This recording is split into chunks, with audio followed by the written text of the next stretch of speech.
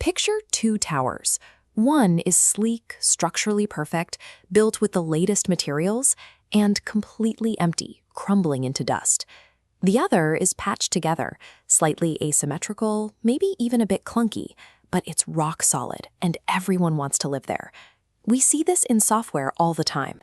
An amazing app built on cutting-edge architecture fails in a month, while a platform running on aging, patched-up legacy tech turns into a massive hit. As engineers and creators, we naturally fall in love with the mechanics. We spend our days obsessing over clean architecture, optimizing query speeds, and building airtight security. It is incredibly easy to develop a bias where we believe that flawless execution is the ultimate finish line.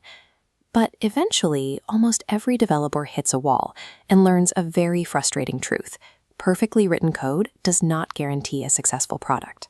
So, if the quality of the underlying technology isn't what decides whether a product survives contact with the market, what exactly is moving the needle? What are the invisible forces determining if a project thrives or dies? The answer is that success is an ecosystem problem, not a pure engineering problem. To keep a project alive, we have to stop looking strictly at the compiler and dismantle three critical blind spots that routinely sabotage talented tech teams. The first major hurdle is the innovation illusion. This is the persistent belief that a valuable idea must be entirely unprecedented, something nobody has ever seen before, and that it has to be built in total secrecy until it's ready for a grand reveal. Real innovation rarely looks like a lightning bolt. Often, it simply means taking a tedious, existing problem and solving it slightly more efficiently than the current standard. When teams ignore this, they fall into the vacuum trap. They lock themselves away for months, writing thousands of lines of code to build complex features based entirely on their own assumptions, without ever checking if anyone actually wants them. To fix this, you have to look at the process as a loop. This diagram shows a continuous feedback cycle. Instead of building in isolation, a rough prototype goes straight to the user node, generates real-world data points, and feeds that direct feedback right back into refining the core product. This cycle acts as a survival filter. It rapidly strips away useless features early on, long before they can consume hundreds of valuable development hours. You build with your users, not just for them.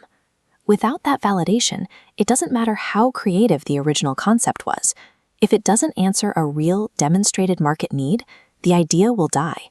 User reality always wins over creator imagination. The second blind spot happens when teams develop tunnel vision on the mechanics of writing software, while remaining completely unaware of the actual business context they are writing it for. Technical excellence is critical, but it only answers the how. It dictates database query speed, the scalability of the servers, and the application's structural integrity. What technical knowledge misses is the why, which requires deep domain knowledge. Look at this split logic model. On the left, we have the mechanical how of our technology, but on the right is the human workflow, the actual business processes we want to improve. Watch what happens when these slide together. Those mechanical gears only turn effectively when powered by real-world workflow. You can build the absolute fastest, most highly secure application on the planet, but if it perfectly optimizes a business process that doesn't actually exist in the real world, it has already failed.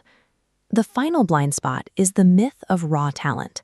It is tempting to think that if you just assemble a room full of brilliant rockstar engineers, an exceptional product will naturally emerge. But a group of highly skilled individuals can easily fail as a collective. Without clear communication, a sense of shared ownership, and complete transparency, that individual brilliance ends up bottlenecked and misaligned. Effective leadership focuses on enabling performance. Strong leaders maintain momentum by identifying blockers, making timely decisions, and clearing the path so the team can execute without friction. This collaboration fosters a pervasive quality mindset.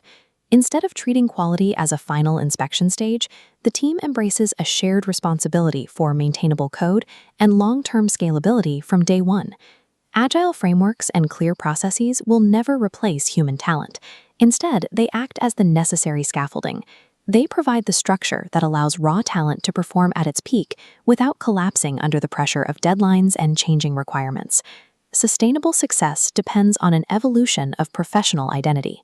It requires moving beyond the role of a software builder who prioritizes code in a vacuum to the role of a product builder who anchors every technical decision in business reality. A product builder understands that keeping a project alive means actively balancing multiple structural pillars at the exact same time. Let's look at the ultimate architecture for a successful project.